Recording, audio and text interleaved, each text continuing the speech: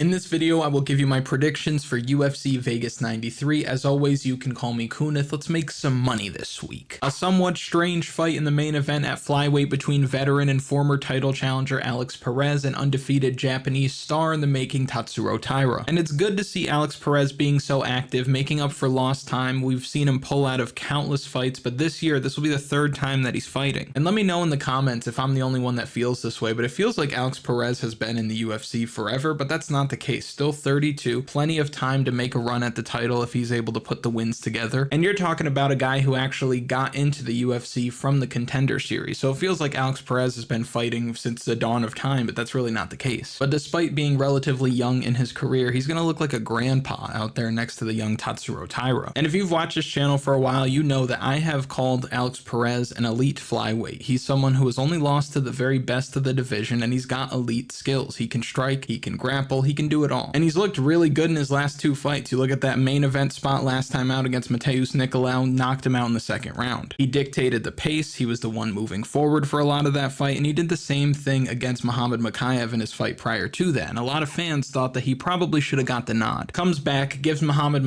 everything he can handle after being out of competition for nearly 2 years. And again, this is the third time he's fighting this year. Very promising signs for Alex Perez. We could see a bit of a career resurgence here. But on the other side, you've got Tatsuro Taira, who has possibly the clearest path to victory out of anybody on the card. Tatsuro Taira does a phenomenal job in top position, and no one in the UFC, at least nobody's been matched up with, has been able to figure it out yet. He does a great job of maintaining position, staying higher than his opponents when he needs to. He knows when to mix in and how to mix in the ground and pound effectively. And of course, he has every submission you can ask for in the tool bag if he needs to dip into that, which is important here because most of Alex Perez's losses have come by submission, and I can see that happening again. It's hard to argue that Tatsuro Taira is not one of the better grapplers in the division based on what you've seen so far, so I think that Alex Perez really has his hands full if the fight gets there. Now on the feet, I give the edge to Perez. He might not be as fast, but I expect him to be just as sharp. I think he has more power in his hands, and he's got really good leg kicks, but he's got to be careful with the leg kicks. He has to make sure he doesn't throw any naked leg kicks, because if he goes low and then gets taken down, he's going to have a hard time getting back up. Tatsuro Taira does a great job of keeping guys on the ground. But this fight is a tough one because on one hand, I could see Tatsuro Taira doing what he does, getting the takedowns, finding a submission, getting him out of there pretty early. But on the other hand, you've got Alex Perez who has been there, done that. And there was a great comment on the video last week. We're seeing a whole lot of musta forgots out there. People will call them fraud checks, things like that. They're not fraud checks. These guys are some of the highest level fighters in the world. They're musta forgot moments. We've seen wins recently come out of veterans like Chris Weidman, Jose Aldo, Anthony Smith, Ovince St. Preux, Diego Ferreira. Last week we saw Dominic Reyes look like 2018 Dominic Reyes. This fight gives me a similar feeling because Tatsuro Taira is young, undefeated. This fight gives off a similar feeling because Tatsuro Taira, while young, while undefeated, while looking good in the UFC, you have to acknowledge that the matchmaking has been soft. The combined UFC record of his opponents that he's faced in the promotion is 8-9. Most of them have really bad takedown defense, and on more than one occasion, he's found himself in some bad spots, some very tight guillotines. We saw him get dropped before, and Alex Perez can jump guillotine, especially in those situations where Tatsuro Taira is shooting for a takedown. I've seen situations where he just drops to his knees and he somehow is able to get these takedowns. And it's not like a J. Alton Almeida situation where he's in on the takedown pretty deep, he's on his knees, and then he starts crawling forward. He's straight up and down, but he's on his knees and he's still able to get his hands behind the butt. He's got to be careful with stuff like that this week because you've got Alex Perez who can jump guillotine, he can snatch up an anaconda while he's defending these takedowns, or he can just deny the takedowns and strike with them because again, I think Alex Perez is the better striker. And I like the experience edge. He's fought guys like Pantoja, guys like Davison Figueiredo, came off the Mateusz Nicolau fight, Muhammad Mokaev. Nobody that Tatsuro Taira has seen would even do anything against those four guys. So I like the experience edge, I like the striking edge, I like the mentality that Alex Perez has adopted in 2024, and it seems like this is too big a step up in competition for Taira, at least right now. With 5 rounds to work, I don't know what Taira's cardio is going to look like later in this fight. I would assume it would be good, but you never know. I do think that Alex Perez probably closes him out though before we get to see it. So give me Alex Perez this week inside the distance. Next we have a middleweight fight between Ikram Aliskerov. He's fighting Antonio Trocoli this week. We don't need to get too deep into this one. Ikram Aliskerov is like a fresh tray of bourbon chicken at the Golden Corral. He won't be in there for all that long and you're just going to be happy that you got some. He's one of the best fighters in the division right now, despite not having a whole lot of UFC experience. What he's shown on tape and what he's looked like even before the UFC UFC, it's impossible to argue with. He was going to show all of us that once again when he beat up on Andre Muniz, but Andre Muniz has to pull out of the fight. Trocoli steps in, making his UFC debut on short notice against a monster. And frankly, I don't care how big he is. I don't care about the size advantage, the reach advantage, the height advantage, because the skill gap between the two is too wide. Trocoli did fight on Contender Series, won by submission in the first round, tested positive, so he missed out on a UFC contract, but here he is now with a task that is just too tall. I'm not going to waste your time by digging into the details and the reasons why a minus 900 favorite is going to get it done for you this week. He's one of the best fighters in the division. He's going to put hands and feet all over this Brazilian this week, and he's going to win inside the distance. Give me Ikram Aliskerov by knockout. Now this is a fight. So you've got a featherweight banger for as long as it lasts between Timmy Cuamba. He's fighting Lucas Almeida this week. Cuamba coming off of a loss in his UFC debut. Not all debut losses are created equal. We know this. That fight was on short notice, up a weight class against a promising prospect in Balagioki. He gave him everything he could handle. Now he gets to come back and fight at his true weight class, and I think he has the perfect opponent to look great against, because Lucas Almeida is a striker. He's not going to shy away from a brawl, but he's 33 years old, coming off of a knockout loss to Andre Fili, which don't happen often. Before that, he was destroyed by Pat Sabatini, had virtually no success, 3 strikes landed in about 7 minutes of fight time. And before that, he went to war with a very game, very tough Mike Trizano. He got dropped in that fight. If Mike Trizano's dropping you though, I think Timmy Cuamba is going to put it on you in a bad way. And respect where it's due, Lucas Almeida does come to scrap. He's going to put a fun fight on each and every time. That's not necessarily going to win him many fights in the UFC, but we do like to watch it. We are a fan of your stuff, Lucas. But now he has to deal with a younger man who's got serious hand speed. He showed that off in his UFC debut. He's got power to go along with it. And Timmy Cuamba doesn't have to worry about being taken down in this fight, so he should be able to let his hands go confidently, step into these punches, sit down on these punches, and I think he finds that Almeida chin early and often. Give me Timmy Cuamba to win this fight by knockout. Next, we have a fight between Miles Johns and Douglas Silva de Andrade. Miles Johns is a tricky one to break down each and every time. He has power, he's extremely athletic, but he has 2 real shortcomings that are really hard to overlook. 1, he loses fights when he gets that step up in competition, and 2, he gets tired more so than most bantamweights that you'll see in the UFC. But when he's on, he can get guys down in a flash, he lands heavy ground and pound, he explodes into these strikes on the feet, he could put anybody out at this weight class. And on the other side, Douglas Silva de Andrade is getting up there in age at 38 years old, and you don't really see 38-year-old bantamweights getting it done, or at least getting in there and having much success. It's a younger man's division by far. So part of me just wants to tell you to take the younger guy, live with the outcome, but Douglas Silva de Andrade is the better fighter. And he's a rare case. He's old. For a low weight class, he's super old. He's damn near extinct. But he's one of these Brazilian fighters who take very good care of their bodies and can fight late into their career, late into their 30s. Look at Francisco Trinaldo as a perfect example. And despite being a lot older, I think that he's going to have the slight edge in cardio. I would say he has the edge in output as well, not just on paper, but when you watch these fights, he's fighting with a little bit more urgency. And he's historically pretty durable. You look at some of the losses against a guy in Said Nurmagomedov, who was a finisher through and through, goes the distance with him. Lerone Murphy, who's looking like a top bantamweight as of late, went the distance with him. And last time out, he was doing good work in the first and second round against Cody Stamann, gets dropped in the third round, but he doesn't get finished. He was able to do enough to stay in the fight, and he did enough through the first 2 rounds to win a decision. And yes, for Miles Johns, the record looks good. He's had some big moments, big performances in the UFC, but he's not fighting nearly the level of competition that D. Silva has for the last number of years. And even with the record the way that it is for him, he's had some very inconsistent performances. And he's coming off of a win over Cody Gibson, but Cody Gibson really didn't offer much when it came to the wrestling. D. Silva's going to be able to keep his feet much better. So I don't see Johns really getting takedowns here. If he does get a takedown, I think D. Silva gets right back up to his feet. And one thing you'll notice with Douglas Silva de Andrade is that he swings for the fence. So it's wide looping technique, but he's able to do it in a way that makes him longer than what he is, it seems. So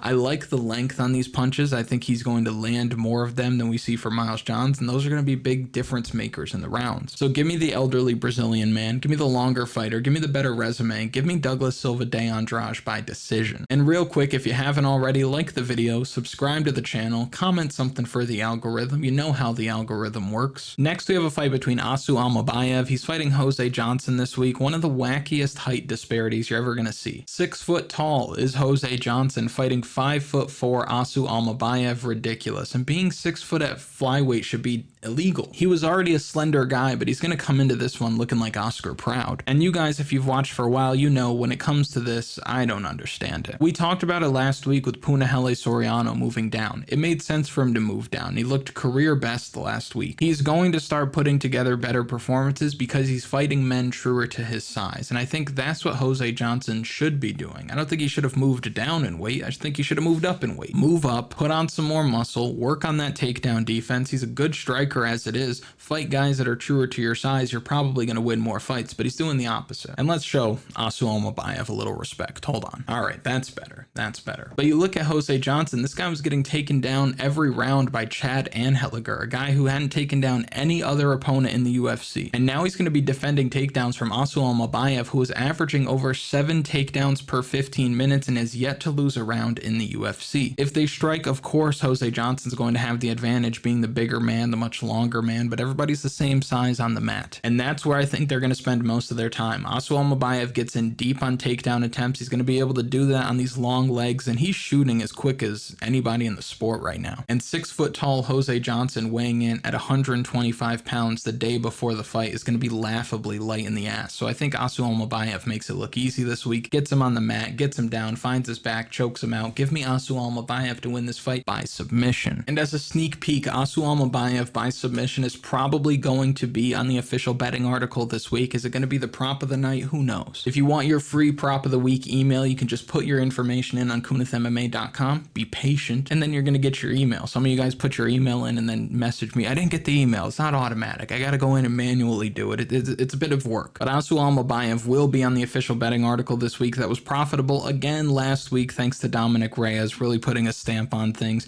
If we didn't have an egregious, disgusting robbery of a decision in that first fight, we would have been way up. In fact, we would have hit our community parlay at over plus 2100 odds if those judges weren't paid off, basically. But if you want the official betting article, the community parlay, all of that good stuff, as well as the DFS tools like the strategy guide, optimizer, data model, projections, things so you can start building better lineups, all of that could be had on KunithMMA.com. Go up to plans, pick the plan that works best for you. I'll see you there. Next, we have a fight between Josh Quinlan and Adam Fugitt. And what I think for this fight is that it has the makings of being a war. Both of these guys super tough, willing to take risks, willing to take one to give one. And I think this fight is going to come down to which of these two guys is going to land the heavier strikes. If you've watched this channel for a while, you know I'm not really all that high on Josh Quinlan. I've gone against him every time in the UFC. I feel he's a bit one-dimensional. I don't think he has great feet. I think he lacks very high-level experience. While Adam Fugitt has faced solid competition, he can grapple effectively and strike effectively. And if this fight was made 2 years ago, I'd be all over the Adam Fugitt side. But, and for the first time ever, I'm all over Josh Quinlan this week. I think he's got this in the bag. He hits way harder than Adam Fugitt, and his power is his calling card. That's what he's known for. That's what he's best at. Adam Fugitt's been dropped 3 times in 6 rounds of UFC competition. Fugitt's only win in the UFC came over Yusaku Kinoshita, which is cool, but Kinoshita stinks. And the matchmakers haven't done Quinlan any favors. He's been fighting massive guys that are very tall, long arms, been able to pick them apart from the outside. Adam Fugitt's not going to do that. Fugitt does have a 5-inch reach advantage, but it's going to feel like nothing compared to what Quinlan is used to seeing. I think what's important is that Quinlan makes this fight ugly, stays in his face, and I think he puts him down 1 or 2 times in that first or second round, and I think that he finishes the fight. So give me the power, give me the youth, give me the buy low spot. Last I checked, this was at a pick'em. Crazy. You get a pick'em against Adam Fugitt, you got to take that. So give me Josh Quinlan to win this fight by knockout. Next, we have a banger at flyweight. You've got Joshua Van having a shuffling of opponents. He ends up landing on Tagir Ulanbekov. In this fight, obviously, Josh Van's going to be looking to strike while Ulanbekov is looking for takedowns. Joshua Van, 3-0 in the UFC. Super fun to watch. Throwing strikes non-stop, it feels. Extending combinations. Ripping to the body better than most guys on the roster right now. And he's fighting like somebody who's been doing this for a long time, despite being one of the youngest fighters in the UFC. And he hasn't gotten layups by any means. Felipe Bunez is a solid fighter. In his UFC debut, he had to fight Zhalgas Zhumagulov. Ends up getting the nod in that fight.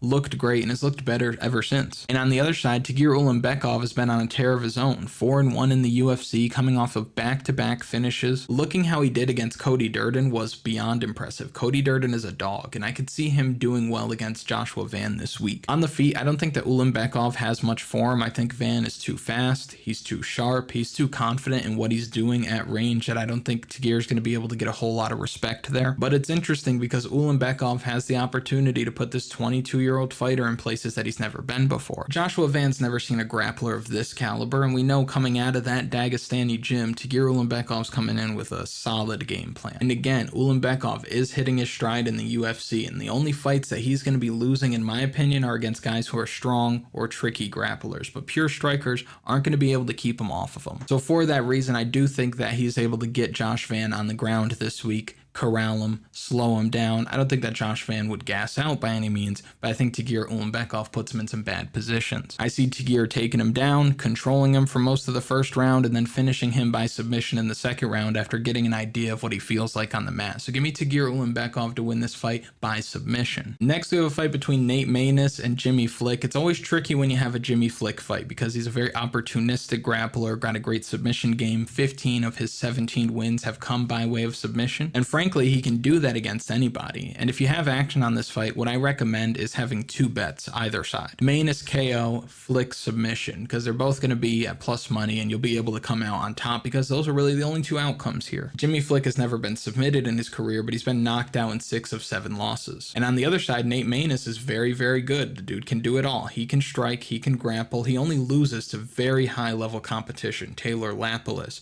Umar Nurmagomedov, Tagir Ulanbekov. No shame in those losses whatsoever. Everyone else he beats, and he knocks guys out. This guy is a finisher, and I think that this should be an easy one for Nate Maness, not only because he's bigger and longer and stronger and younger and hits harder, but if you watch Jimmy Flick fights, you're going to understand this next sentence before I explain it. Jimmy Flick doesn't necessarily win fights, people just lose to him, which might be a bit unfair if you consider his whole career, but when you look at his UFC run, the guys who he's beating, he's catching them. Even Malcolm Gordon was putting it on him before he gassed out like a flyweight shouldn't. Put himself in a bad position, got submitted. Nate Maness wins easily if he minimizes mistakes, and he should be able to do that in this fight considering that he doesn't really have to worry about the strikes coming back his way. So give me Nate Maness to win this fight by knockout. Next, we have another striker versus grappler matchup with Brady Hiestand fighting Garrett Armfield. Hiestand looking to wrestle. That's plan A, B, and C. When he is able to wrestle, he's done well. He won a fight against Fernie Garcia with his wrestling, controlling Garcia on the mat for most of that fight. He beat Danaa Bakary last time out by fighting with a strong pace,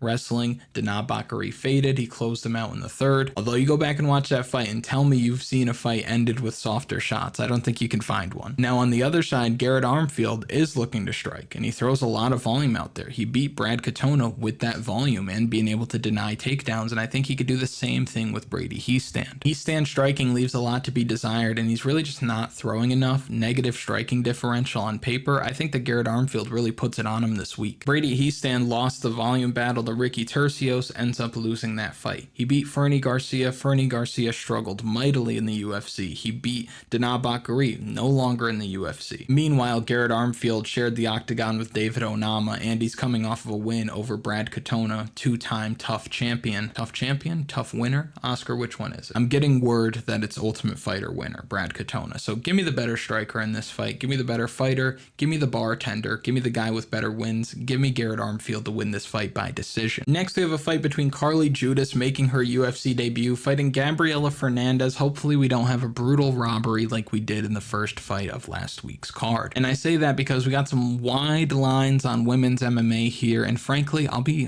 vulnerable with you. I'm scared. I'm scared because I like Gabby Fernandes here because she has better experience. She's looking to get that first UFC win. Where she struggled is against grapplers who she had no answer for on the mat, but she fights out of a good gym, is probably learning from those experiences, and should be shoring up that takedown defense in between fights, which might not even matter this week because Judice is looking to strike. That's all she wants to do, and she's going to throw a lot of strikes. She's going to fight at a strong pace for all 3 rounds, but she only has 4 pro fights coming off of a loss on Contender Series. She's going to be at a power disadvantage on the feet. She's going to have those debut jitters. She's fighting a tough opponent who has been in the UFC for a little while, 30 years old, been there, done that, and I really see her struggling to win rounds this week, which might not matter. We've learned recently that winning the round doesn't really matter because the judges don't really know what they're looking at, and who knows, maybe the ref just jumps in and stops this fight randomly in the middle of an exchange. Who knows what's going to happen? But for the pick, I will have to go with the veteran with the better experience, the stronger woman between the two. Give me Gabby Fernandes to win this fight by decision. Next, we have a fight between Jeka Saragih and Westin Wilson. Westin Wilson must have done something to piss somebody off. He's only been given one kind of guy in the UFC. UFC, explosive, unranked power puncher. Joe Anderson, Brito, Gene Silva, and now Jeka Saragih, and he really struggled with the power coming from Silva in his last fight. You go back and watch that fight, it's not a good look. He doesn't respond well when he's landing. And what's more is you saw Westin Wilson just leaping into the pocket with his hands down. It almost looked fake on the rewatch. If you haven't seen it, go back and rewatch it. And what's funny is he looked better against Joe Anderson Brito despite getting finished earlier. He had more success in that fight. He had moments. He fought with more confidence. He went for a leg lock, got stuck in bottom position. Brito made him pay. Also, side note, if you're a fighter and you're watching this channel, I beg you to stop with the leg locks. A submission of anything below the waist is just not happening, okay? It's not. The leg locks,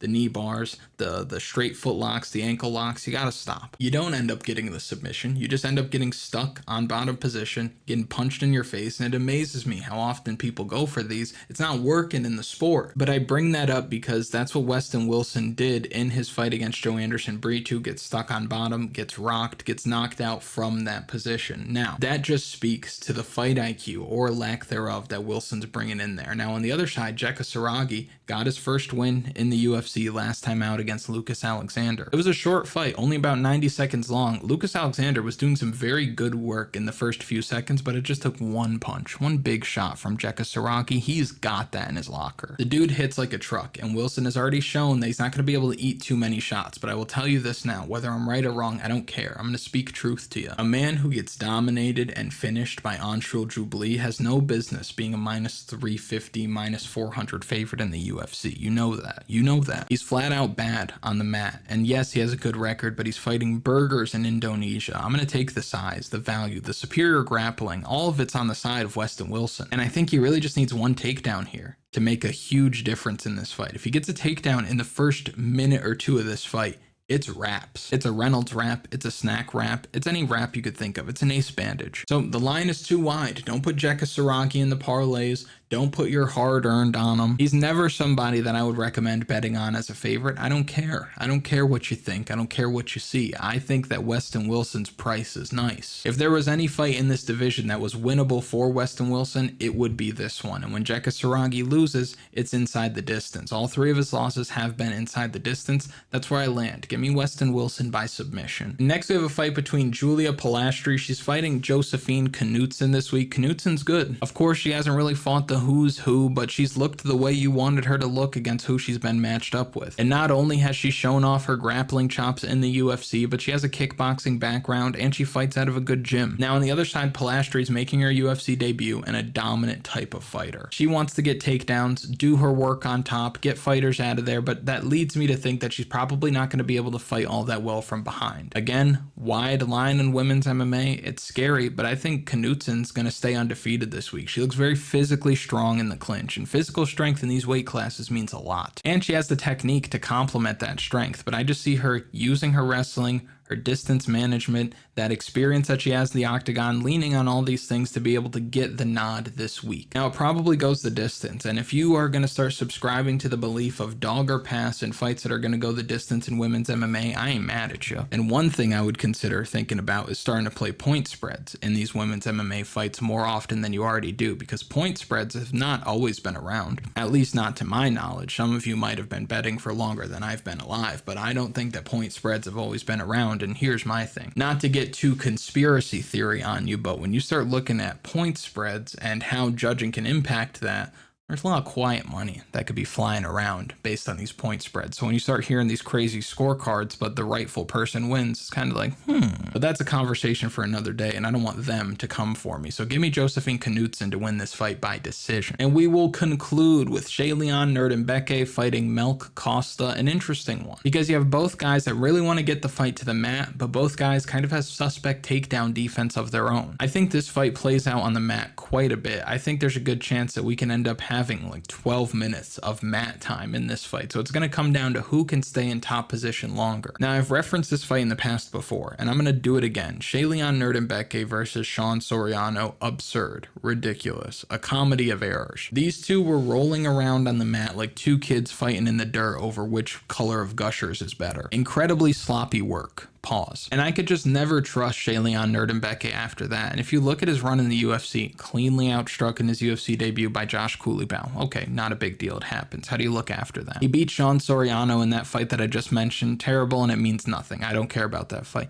Beats TJ Brown. That fight also means very little to me. TJ Brown is a bit of a gasser, made a lot of questionable choices in that fight. The Derek Minner fight was literally fixed. So much so that Derek Minner and James Krause went radio silent for months. James Krause just tried to show me a house. And I think that Mel Costa is just going to do a better job of scrambling from one position to the next, staying on top during this fight. And he may not find a submission, but he's going to do well enough in top position to win these rounds and stay busy. It just comes down to this. Friends don't let friends bet on Shayleon Nurdenbeke. So give me Mel Costa to win this fight by decision. And if you've made it to this point in the video, thank you so much for watching. I really do appreciate it. Make sure you like the video, subscribe to the channel, comment something for the algorithm, and I'll see you later in the week for final picks. Let's go.